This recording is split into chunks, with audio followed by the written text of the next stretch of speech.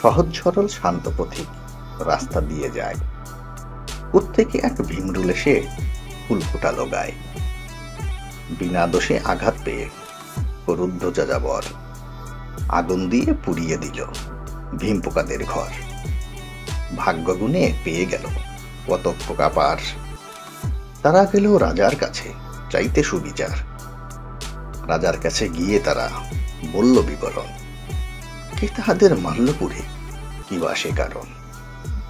বলল তারা, আমরা কেহ ফুটাইনি বিশুল, কামড়েছে মোদের দলে এক পাজি ভীমরুল।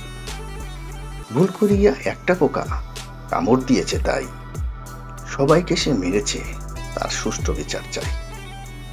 শাস্তি কেবল সেই তো পাবে, ভুল করেছে যে, নিরপরাধ আমাদেরকে মারল কেন সে। ন্যায় বিচারক বিজ্ঞ রাজা ভেবে চিন্তে কয়, কোথায় ছিলে তোমরা যখন এই ঘটনা হয়। দুষ্ট ভীমরুল পথিকের গায়ে ফোটায় যখন হুল, তোমরা তাদের দাউনি বাধা, এই তোমাদের ভুল। সময় মতো ন্যায় প্রতিবাদ করতে যদি সবে, তোমাদের এই করুণ দশা হইত না আজ তবে।